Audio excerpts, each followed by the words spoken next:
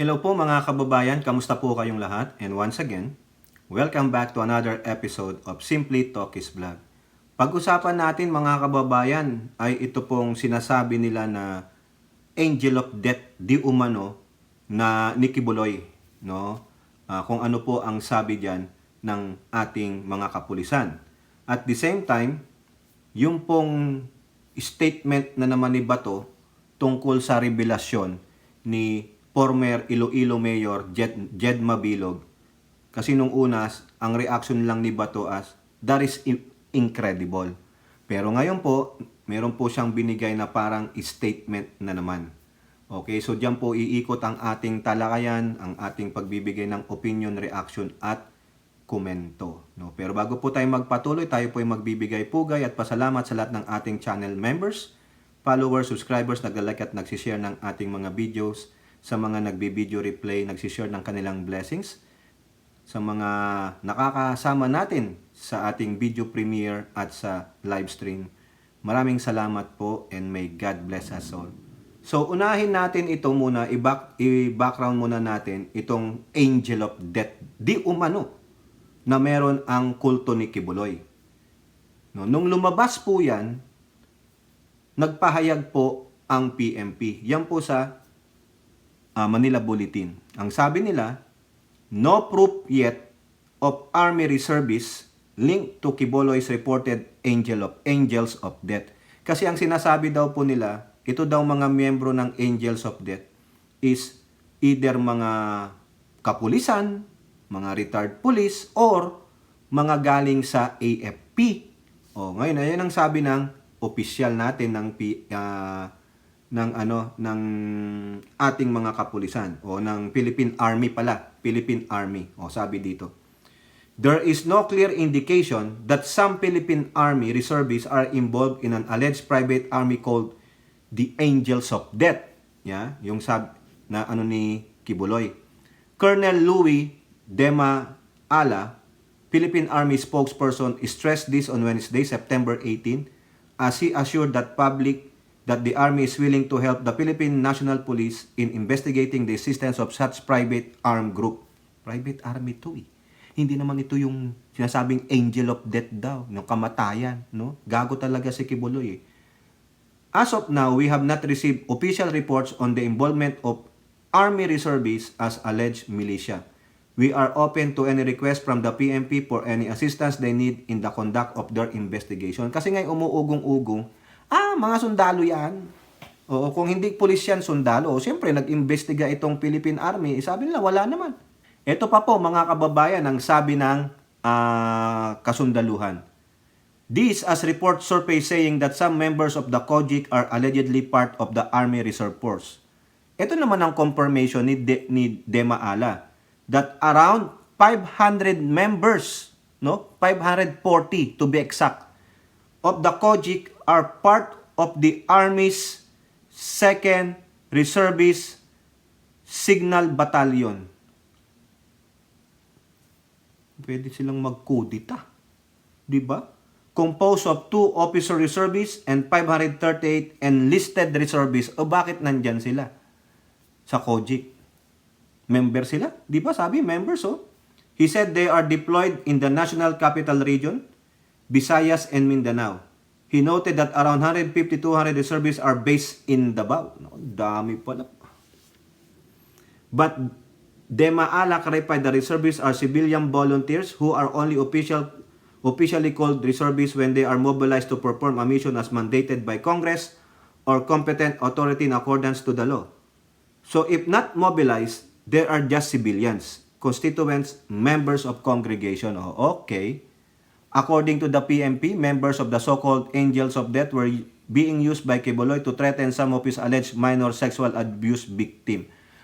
So pinatotohanan naman pala ng Philippine Army na meron silang 540 reservists na member ng COGIC. Delikado yun. Dapat walang tanggalan nyo ng barilang mga yan. Reservists lang naman sila. Di po ba? Okay, now ito ang latest. September 20, 2 days after. Manila Bulletin. PNP says in custody of ex Angels of Death member. So meaning nag-i-exist yung Angels of Death. Di ba? Oh. The Philippine National Police has taken custody of an alleged former member of the so-called Angels of Death, private army by detained COGIC leader Apollo Kibolok. Police Colonel Jim Pajardo said on Friday that the Angels of Death member confirmed the information earlier released by the PNP that the group is being used to threaten the alleged minors. Kinokompirma nung nasa custody nila yung isang member. So, ibig sabihin, totoo na yung sinasabi nilang Angels of Death ay yung mga private army ni Kibuloy. Parang death squad ni Kibuloy yan. Na pag hindi ka sumunod sa gusto ko, maaari. Ngayon, pag nag-squeal ka, kumalas ka, maaari. Alam niyo na ibig sabihin kong maaari. Quote, yes, mayroon po tayong individual na hawak po ngayon na sinasabi na siya ay dating miyembro di umano ng Angels of Death at pinatotohanan niya itong mga lumabas before sa atin na itong grupo na ito ay nagagamit para sa personal na interest ni Apollo Kibuloy at sila ay pinantatakot sa mga biktima di umano. Ay nako, sabi yan po ni Colonel Jim Pajardo. Wow! According to the PNP, the subject individual barred information that would corroborate the testimonies of Kibuloy's alleged victim. May specific cases siyang ibinigay, but sa ngayon hindi muna natin pwedeng ibigay o kumbaga wag muna, confidential muna kasi very sensitive ang information. She said that there were other former Angels of Death members who want to come out in the open but are afraid to do so because of security reasons. Oo nga naman, baka naman alam mo na, sinasabi nga di ba ng Philippine Army, they are confirming that there are 540 members reservists, Philippine Army reservists. Malay nyo kung may mga sariling mga armas yan at nalaman na ito. Reservists ng Philippine Army, at least may training pa rin sila. Malay nyo, habulin sila, di ba? Tama naman yan. Nagkakaroon po ngayon ng pag-uusap para makausap rin natin at makaharap natin face-to-face yung iba pa niyang mga kasamahan na tumiwalag na sa COGIC at handang makipagtulungan sa PNP. Yun po ang sabi ni Colonel Pajardo. Ay grabe pala ito. Meanwhile, the camp of Kibuloy have earlier denied the PNP's allegation about the existence of Angels of Death. Ito ang sabi ng ng lawyer ni Kibolok, ayan sa Manila Bulletin din. Kibuloy lawyer denies presence of Angel of Death at COGIC. Ay, talagang pagsisinungalingan nila yan. Kasi pag inamin nila yan, lalong ma-incriminate. Kasi may nagsabi na ginagamit ito to threaten yung mga sinisexual abuse ni Kibuloy. Ay, grabe The Kingdom of Jesus Christ, yung COGIC, nasabi na natin, reputed on Wednesday the presence of Angels of Death within its premises here and called the claim made by the PNP as absurd. Ayan. Speaking at Pulso ng Bayan aired and DZAR, yan, si COGIC Legal Counsel Torion said there are no Angels of Death and the accusations was part of the attacks. Yan, parte na naman ng attack against Kibuloy. Tulad nung, baka sasabi nila, ala yan, gawa-gawa lang yan, moro-moro lang yung may lumabas na. Kung mapatunayan ng PNP, sino ngayon na nagsisinungaling? Di ba si Torion?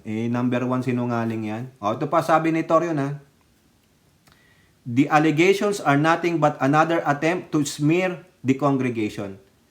They are laying the groundwork for future fabricated charges, perhaps even murder or other similar accusations based on these concocted stories. Tingnan ninyo. Yan ang sasabihin niya. Gawang istorya. He said that the COGIC only has an army of prayer warriors. Ano yung sabi Ano yung sabi ng Philippine Army? Who constantly pray to the Almighty. Really? Kung ganun pala, bakit kayo humaharang dun sa kapulisan? Kung constantly, tingnan nyo sinungaling Constantly daw. Who constantly praying. Anong ginawa nyo dun? Pangaharang, pang-i-impede sa pagtrabaho ng pulis nung time sa COGIC, di ba? They are laying the groundwork for future, He said their faith sustains them even in times of persecution which like the trials faced by early Christian. Ginaya pa yung ng Oy, gago, yung mga early Christians, mas matindi ang dinana sa kanilang persecution. Pinagpapapalo nga sila eh, di ba? O kung ano-anong ginawang mga pananakit sa kanila, eh kayo hindi eh. So pinabubulaanan lang po ni Torion, hindi daw totoo yun, no? Eh ano nangyari? May lumabas. Ano na Torion? May lumabas. Sabi ng pulis, may lumabas na dating membro ng Angels of Death. Ano sasabihin mo? O, gawa-gawang istorya lang yan. Di totoo yan. E paano kung pinatunayan? Ha? Kung lumabas. Nag-aantay pa ng mga kasamahan eh. Di ba? Ay, Torion, wala na. Sukol na. Wag na ipilit. Wala nang maniniwala sa bawat salita na lalabas sa bibig mo, Torion, kundi yung mga kojik lang, yung kulto ninyo. Pero kami, alam namin na kayo ay isang kulto, no? May isa nga kayong dating membro na ang pangalan ay Miss Arlene Stone, sinasabi lahat ng baho ninyo. Paano mo pababalunganan yun? Demandan nyo si Arlene Stone dito, di ba? Ngayon, labas tayo dito, punta tayo dito sa lapdog ni Digong, yung K9 niya. Ito, ang una niyang sinabi kay Jeb Mabilog, yung sa testimony ni Jeb Mabilog ay incredible lang. No, napaka-incredible niyan. Hindi niya sinabing napaka-imposible, but incredible. Okay? Ngayon, sabi dito sa ABS-CBN, ito po. De La Rosa says Mabilog's Quadcom testimony part of demolition job. Demolition job na ngayon sa kanya yon at sa kanyang mga kapartido, mga kakampi. Senator Ronald De La Rosa asserted Friday that the testimony of former Iloilo City Mayor Jed Mabilog before the House of Representatives Quadruple Committee was part of demolition job. Kala ko sasabihin niya political attack eh. Paninira lang daw po yung ginawa ni Jed Mabilog. De La Rosa, who oversaw Duterte's drug war as a former chief of the Philippine National Police, alleged that the House probe was a fishing expedition. Ba't di ka pumunta doon sa Quadcom hearing? Ba't ka dyan nagdadaldal? Kung talagang fishing expedition, demolition job sa'yo, humarap ka doon. No? Hindi yung ikaw ang maglilinis ng pangalan mo tulad nung kay Alice Gu. Ngayon dyan, pakita mo sa Quadcom bilang resource person na kaya mong humarap sa kanila even though they are your colleagues. Ito pa sabi ni Bato, demolition job para masira kaming lahat at hihina si VP Sara Duterte. Ay nako, hindi na kayo kailangan pang i-demolition job eh. Na-demolize na kayo. Sirang-sira na kayo. Dahil kayo mismo ang sumira sa inyo. No? Yun na lang maisog-isog rally ninyo. Yun na lang sumira sa inyo eh. Tapos yung walang paninindigan sa mga national issues ni Sara Duterte, doon sirang-sira na siya eh. Di ba? Yun yung ginagawa ninyo ng BP mo, pumunta na doon kay Lenny, baka nakikiusap na. Ano pa sabi ni Bato? Fishing expedition, paghahanap ng mga kasalanan ni Duterte at kanyang mga associates. Meron nga nakikita eh. Hindi pa naman tapos ang termino ni Duterte noon, nag-file na ng kaso sa ICC si Trillanes. Di ba? De La Rosa talaga ang galing na lapdot. Dapat ang trabaho nitong si De La Rosa, alam nyo? Press secretary.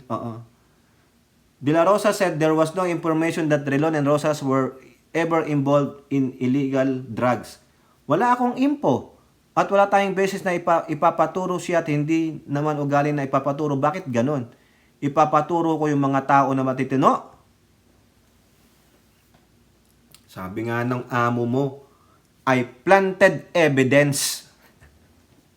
Sino bang masusunod? Ikaw o yung amo mo na si Duterte? Hindi ka nga ikaw ang number 1 sa tenga ng Pangulo eh. Di ba? Yung isang kernel lang. Isang kernel garma lang ang nakakabulong sa tenga ng Pangulo, through bongo. Ikaw, daig ka niya eh. Di ba? Hindi pa nga nakikinig sa'yo ang Pangulo kay Garma. Isang sabi lang ni Garma, PCS o chip ka. Kasi si Garma maibibigay, ikaw ba to? Wala. Kaya yung sinasabi mo dito, hindi nga ikaw.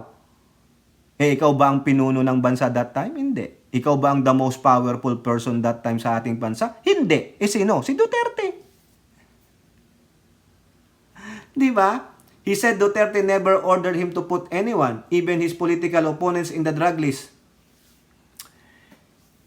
Ito na lang example eh. Yung sinabi niya kay yung isang PNP chief diyan.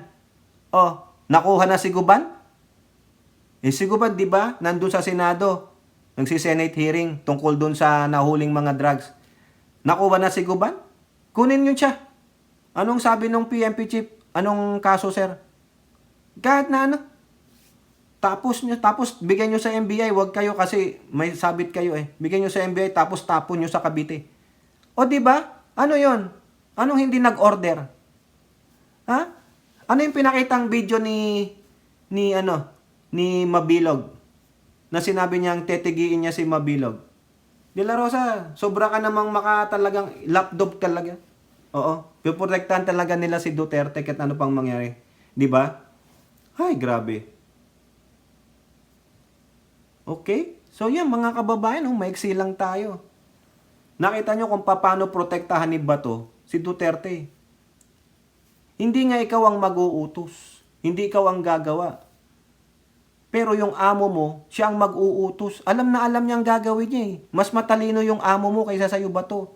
Dahil ikaw, naging PNP chief ka lang dahil kay Duterte. Di ba, ang dami mo ngang nilagpasang mga mas senior pa sa'yo. Ang tanong, bakit ikaw ang kinuha ni Duterte na maging kanyang PNP chief? Because alam niya, sunod-sunurang ka lang. Hindi mo siya mabubulungan. Sunod-sunurang ka lang kasi aso ka. Hindi tulad ni Garma, Kernel, no? Flor de lis lang yung kanya. Ikaw, star. 4-star general pero walang-wala ka sa kakayahan niya na mapasunod niya si Duterte. Kaya yung sinasabi mong papuntahin mo si Mabilog sa krame, kung sakaling naniwala sa'yo si Mabilog, sinuway niya yung sinabi ng colonel at nung isang general nung nasa Japan siya. Anong mangyari kaya kay Jed Mabilog? Malamang, i-override ka ni Duterte.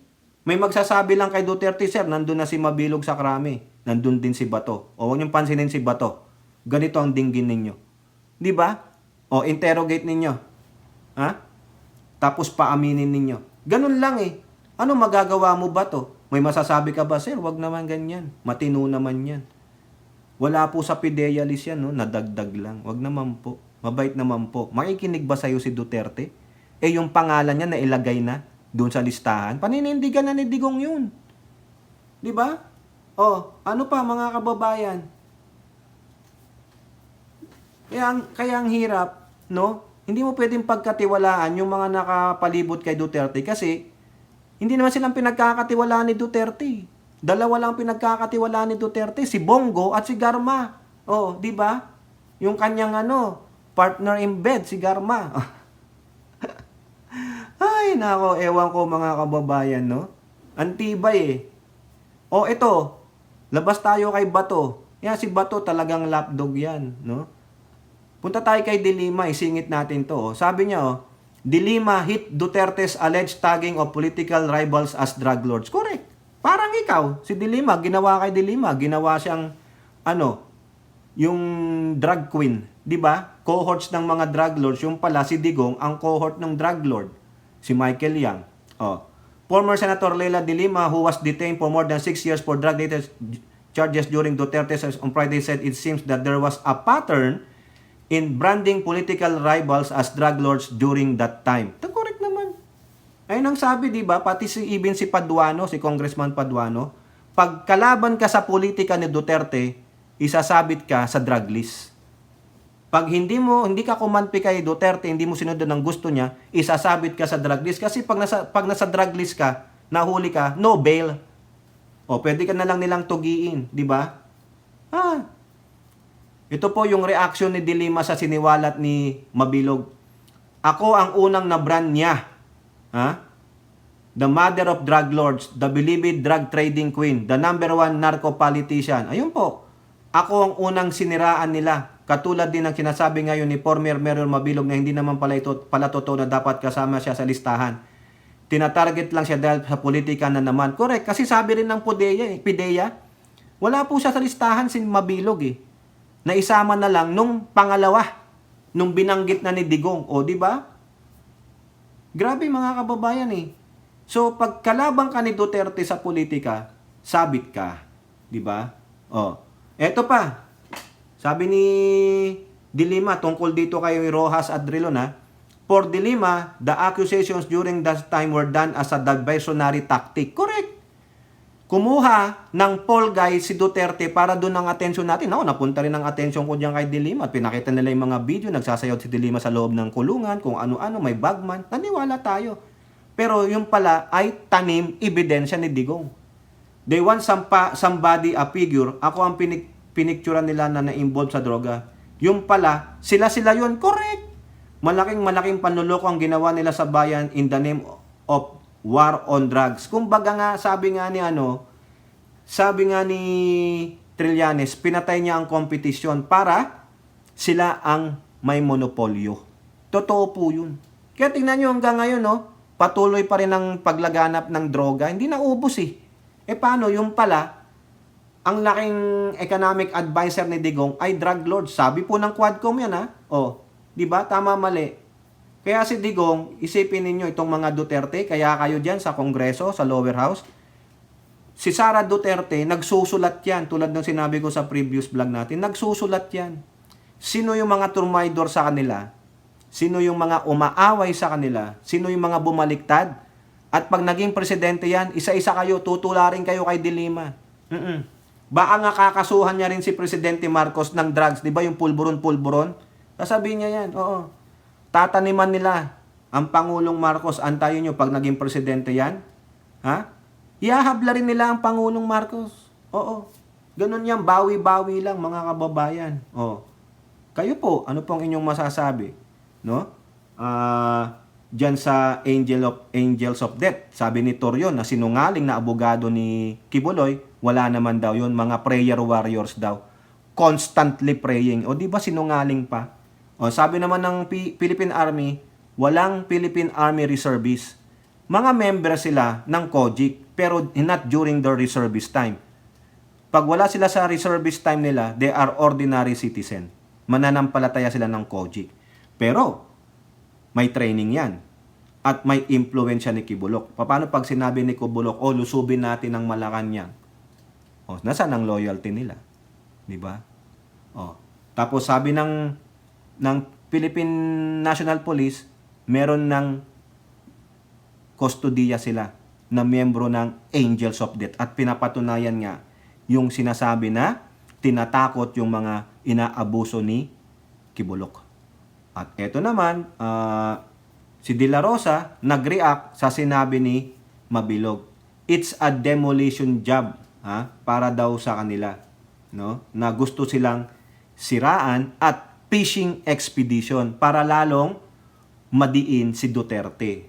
At ang sabi naman ni De Lima, inaayunan niya lang yung sinabi ni Jeb Mabilog na pag hindi ka kakampi sa politika ni Duterte noon, ilalagay ka sa drug list. Ganun din ang gagawin. Magkasing ugali niyang mag-aama na yan eh.